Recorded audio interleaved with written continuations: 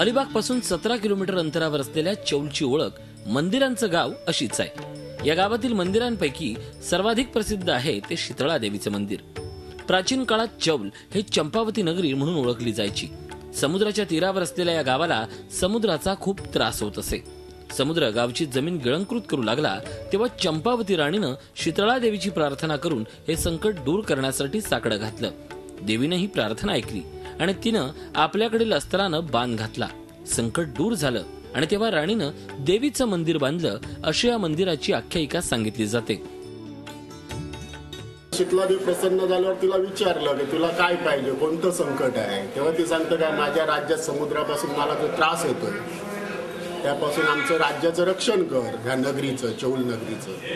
तेव्हा मग देवी तिला प्रसन्न होतं आणि देवीच्या हातात आयुधापैकी तो कुंभर नावाचं एक आयुध असतं, ते ती देवी असं उडवतो समुद्रावर आणि समुद्राला बंधारा घालतो आणि सांगतो यापुढे तू ह्या सीमेच्या पलीकडे यायचं नाही आणि माझ्या ह्या भक्तांना त्रास द्यायचा नाही।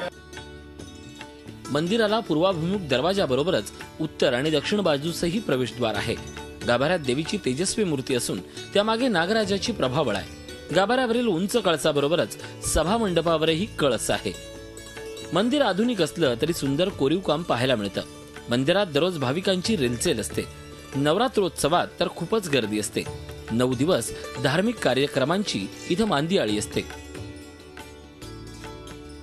देवीला दरवर्षी मी येते, म्हणजे लहानपणापासून येते, तर खूप मनशांती खूप छान मिळते, बरं वाटतं, प्रसन्न वाटतं इथे आल्यावर। त्यामुळे मला आवडतं हे स्थान। जे काही मनामध्ये अडचण असेल किंवा काय दुःख वाटत असेल, मन अशांत असेल, तर त्यावेळेला इथे आल्यावर जे काही समाधान मिळतं ते घेऊन आणखी पुढच्या वेळेपर्यंत आम्ही तितके समाधानी जातो। काही आम्हाला संकट असो नसो आम्ही देवीच्या पायाशी येतो, देवी आमचं व्यवस्थित सगळं ऐकते, आम्हाला संकट आली दूर करते आणि आम्हाला इथे नेहमी यावंसं वाटतं।